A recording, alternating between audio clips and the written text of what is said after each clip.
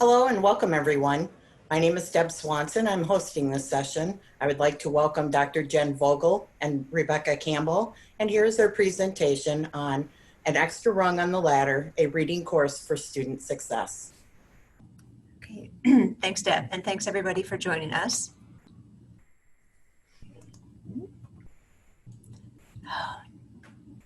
Sorry.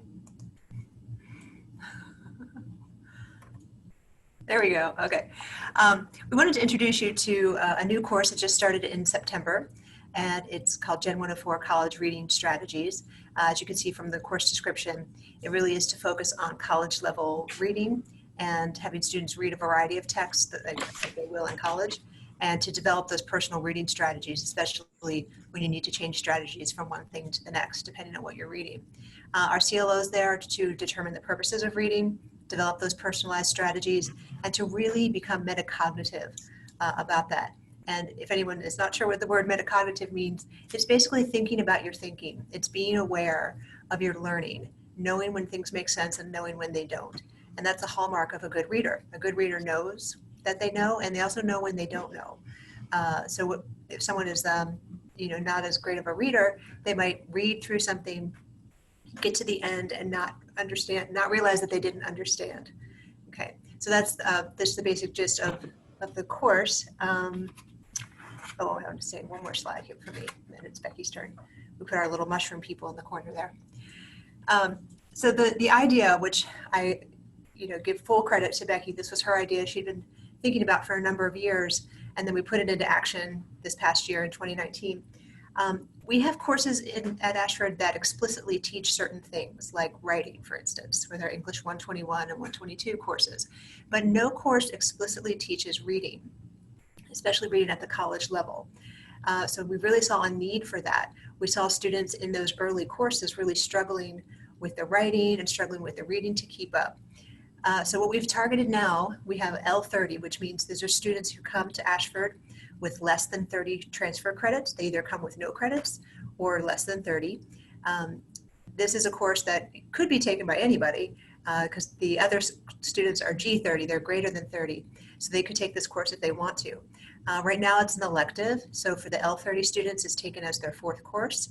So they start with SSO, EXP 105, Gen 102, which is our digital literacy class, and then Gen 104. So this is the course they end up taking right before they start that first written composition class. And the hope here, as Becky titled this presentation, the extra rung in the ladder, gives them that boost that they'll need for those writing courses. So that's sort of the rationale behind where this came from. So I'll hand it over to Becky, and I'll not touch my mouse. Okay. Oh, except I have to mute. Hold on.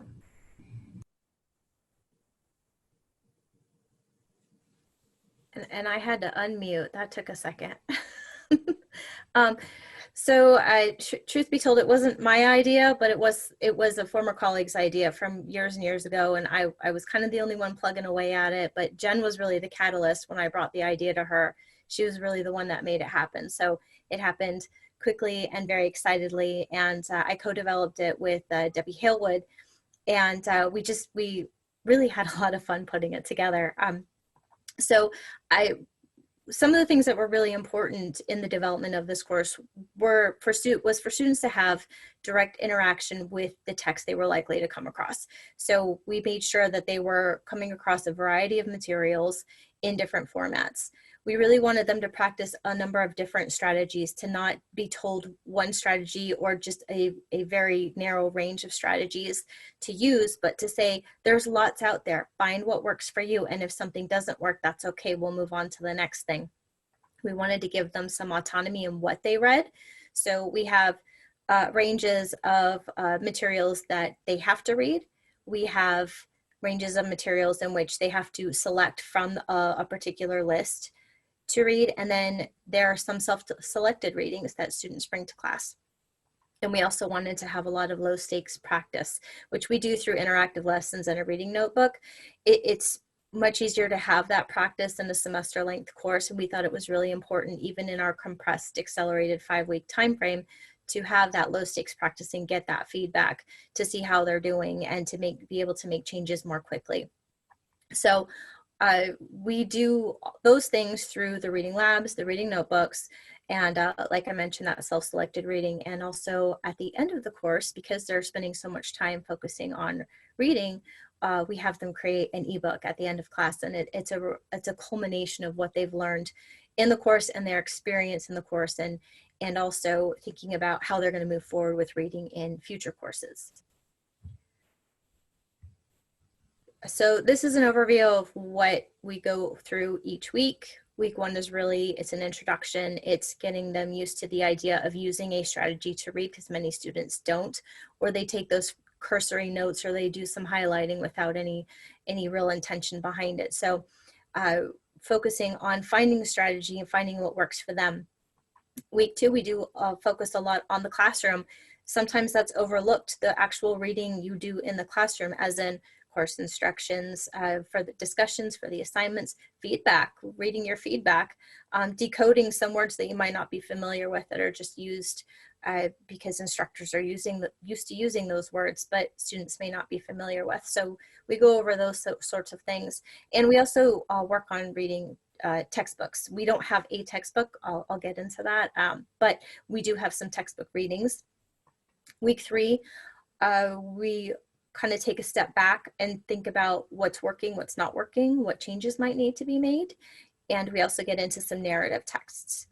Week 4, we actually have an assignment that is reading a challenging text on purpose. We try to prepare students to say, hey, this is going to be hard on purpose. And it's not necessarily that the vocabulary or the language is extremely difficult. Sometimes it's the length of the article. Sometimes it's simply the topic is not their cup of tea.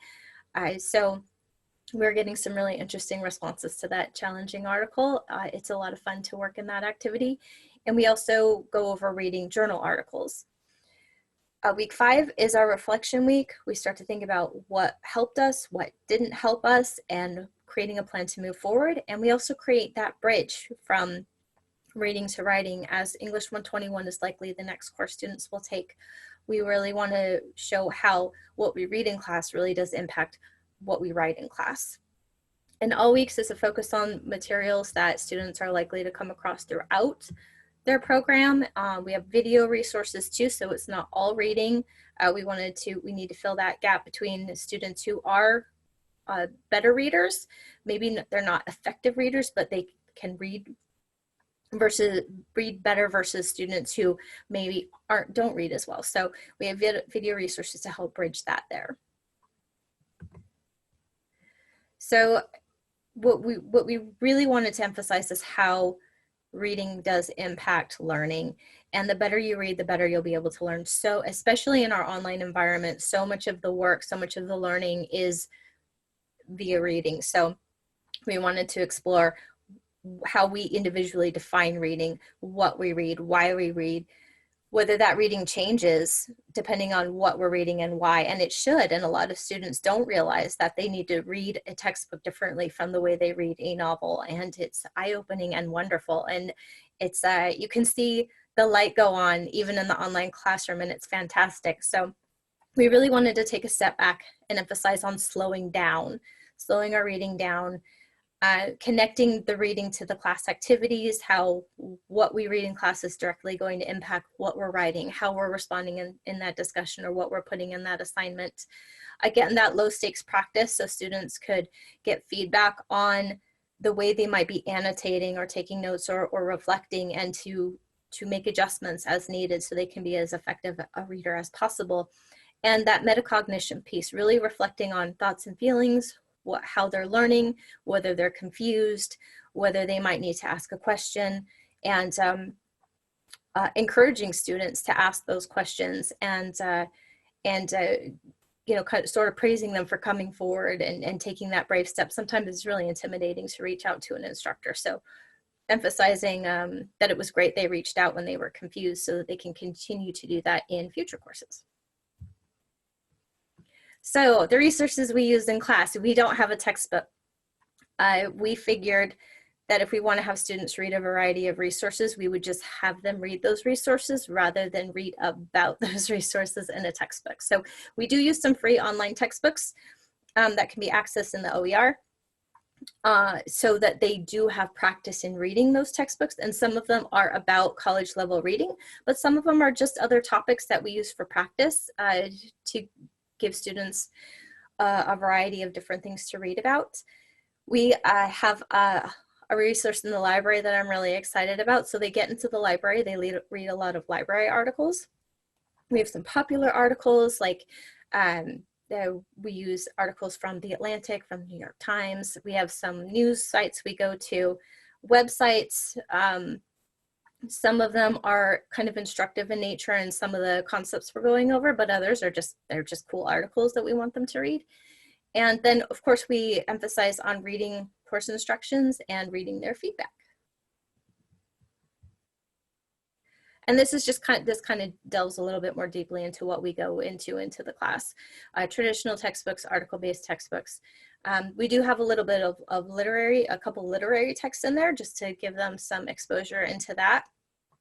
The journal articles are some science research-based articles, sharing results, and some of them are more literature reviews, those sorts of things. But with each text, we're having them annotate, we're having them compare what they thought the article was going to be about to what it actually was about, what they already knew about the topic to what they learned about the topic, how there might be a disparity between that, reflecting on how the article made them feel. Some students may not feel anything about the article, and that's fine, but it's important to acknowledge that. And some articles really resonate with students, as they do with all of us. So acknowledging that, reflecting on it, considering how well they understood the article and what process they had to go through to understand that article, what worked, what didn't work.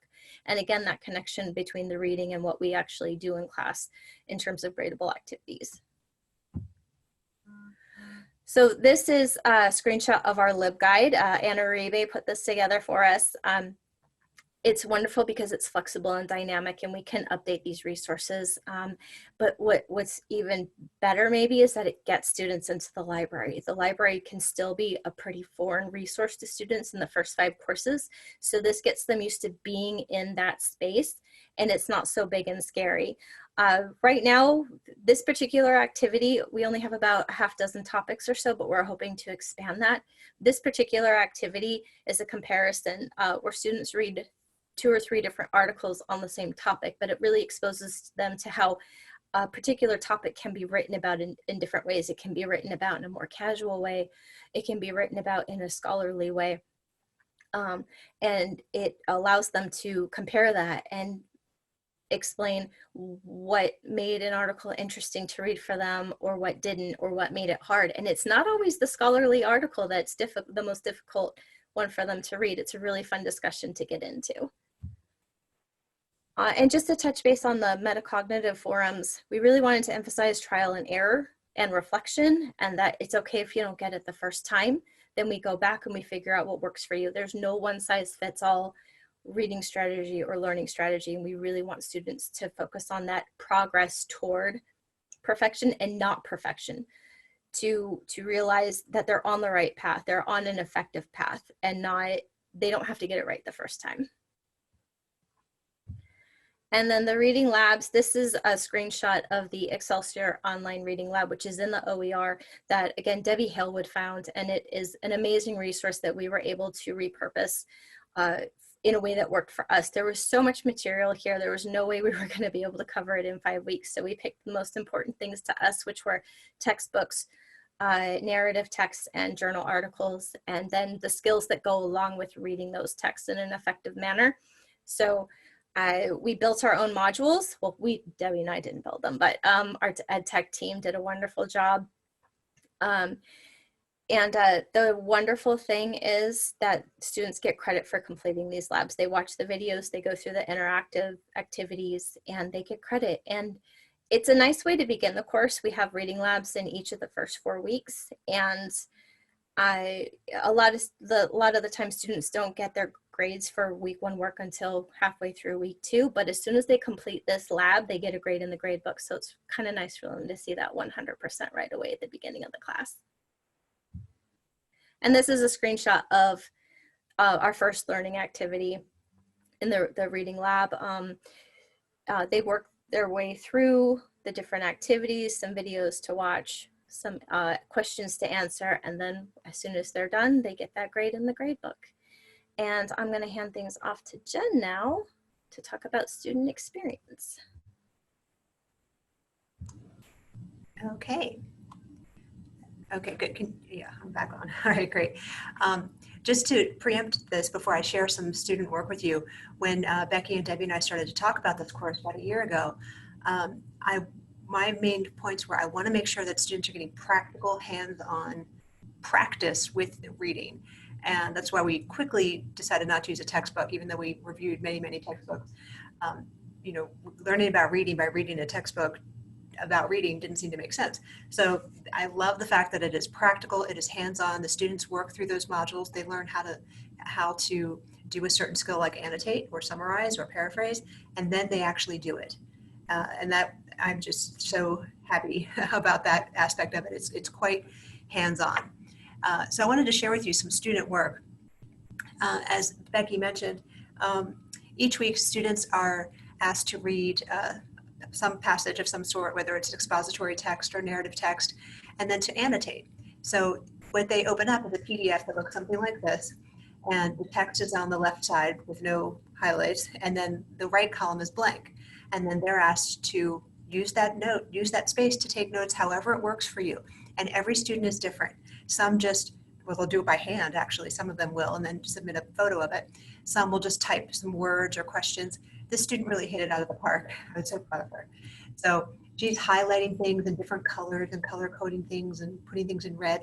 But what I love is on the side where she said, what do I know about this text? She's asking if anyone has, experience teaching reading or teaching, in K-12, you think of reading as a before, during, and after process. So before, what do I know about this? During, what my understanding is making sense as I go along, and then after, the reflection piece of it. So she really thought about that as she was going along. So this really serves as a great example of the kind of work we want students to do as they're reading. Okay, oops. And it seems to like to do that when I take over. Let's try that. Okay, great. This is a little blurry, I apologize. So the left-hand side is a PDF of some pages from a textbook, from a biology textbook. And this particular section is about the digestive system. So again, this, I think, is a different student, is posing that question. So it's like the best before reading question. What do I already know about this text? What prior knowledge do I have? And then again, the before reading, the before and then the during reading as they're thinking through. And then each of the reading, we call them reading notebooks. Each of these notebooks is followed by a set of questions like this. I was confused by, after reading this passage, I learned, I agree with, I disagree with, this passage reminds me of. So really gets them to reflect on what they read, to reflect and connect to things that they already know. And this is just a sampling of the student work. I've been amazed by the student work. Also, as another side note, Becky said, well, I want the students to read 2 hours a week outside of school, something that's not school related. And we both were like, well, we hope that they do it, They do. They do. And they write about it each week. It is amazing. And they're like, oh my gosh, I took this book off my shelf and I'm so excited about it. So that is a big win also. The next couple slides I want to show you is the final project, the ebook that Becky mentioned. And this is one of the more stellar ones that I saw. So this student, he's talking about his past and current view of reading. He never found reading to be a necessity. When I was in high school, there wasn't much emphasis. My thought was I just do it when I have to. But my thought process today is very different. In this part of the final assignment, they should identify which strategy worked best for them and which one did not work as well for them. He went for the gold here, and he found that these 3 in this order work best for him, and the 3 on the other side are not as good for him. So I love that he really thought about the many strategies that he had learned and really reflected on them. Okay, and this picture is just funny. He's like, previewing, not good. It didn't work for me. Other students are like, yes, I love previewing. That's a great strategy for me. For this student, he's like, no, not really what's best for me, which is the whole point of this class. Oh, Jen Robinson, you're spelling humor the British way. And then I'll just read this part of here. My new understanding about reading, become more aware. I'm just going to pull out one piece of this. I will utilize my newfound talent in everyday life. At home, I will read more critically when my wife leaves me a note on our calendar. So you're welcome to his wife for the course. Okay. And the last couple things we want to share with you are related to what students are saying. Most of these comments I pulled out of one of the activities where students reflected on their feedback about the course or in the final project. So bear with me, I do want to read these because they're good. So Eric, who's a journalism and mass communication major, said, at first I didn't really think there was much required to reading. I just assumed it was just reading words off the page. Obviously that isn't the case. There's so much more that goes into reading. It has more to do with understanding the meaning of the text and not just taking information and copying it word for word. Cameron, who's a law enforcement administration major, I have done more reading in the past 5 weeks than I have done in all of my college classes combined. Right, Becky? We love to see that. Lately, I have found myself reading in my free time, something I never used to do. This course has taught me that I don't have to be afraid of reading. The skills that I learned in this class can help me with my work when I have to review police officers' reports. This class has given me the tools to read the reports slowly and deeply and get a better understanding. Okay, Matthew, a business administration major. In this class, I have turned the corner on how I read. In the past, I would skip a problematic word or not take the time to understand what I was reading. I feel incredibly confident in reading challenging texts today and in the future. What I have learned in this class makes me feel I have a solid foundation to stand on. The difference for me now, rather than 5 weeks ago, is I know what is needed to succeed. And then Shana, an early childhood education major, says, my reading process is exactly that, a process. For this course, my reading strategies were non-existent. I would always read from top to bottom, straight through, and yet still not understand or retain anything from the text. I have come to learn how to read more efficiently and to think about what I am reading. I learned to take time to ask questions and fully engage in the reading so that I am retaining the information and actually learning from the text itself. Before, I could barely ever focus on what I was reading and my mind would just wander off. Thanks to this course, I can honestly say that I have learned the true purpose of reading. Okay. And with that, we will wrap up here, I guess, and go to any questions you might have. Becky, you can take my sharing away, I think. I don't have any questions. I don't have any questions. I just think it's a really good course. It was very needed, and I really appreciate you guys doing this. It was a very needed course. Thank you. And Jen is teaching it right now or has taught it, I think. Both. Okay. Hi, this is Leslie Garner, and I'm new to Ashford. I used to teach reading in middle school, and I'm so excited to see this in college level. And I believe this is what I've been hired for. It's what the application said. So I'm just wanting to know, who are my resources? Is it Rebecca, Jennifer, and Jennifer Robinson? Mm. Mostly your main, me, I think. yeah. And Okay. I'm as instructors are teaching this course, I'm reaching out to them, and Okay. we have our own Canvas course set up as a resource, as a faculty development resource. So Okay. watch out for an invitation for that. It's a nice place to gather for everyone who teaches this course and share some resources and Awesome. help one another out.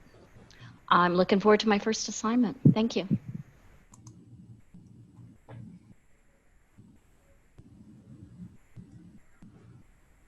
Okay.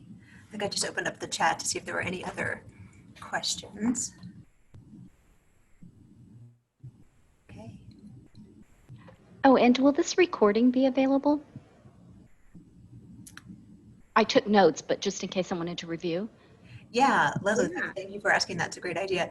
Yeah, all the TLC sessions will be recorded, and then once they're available on the CETL site, you'll be notified as a faculty member to know you can go back and review it. And then, of course, when Becky connects with you, she has another presentation. Perfect. Thank you. Yeah. right. Were there any other questions or comments?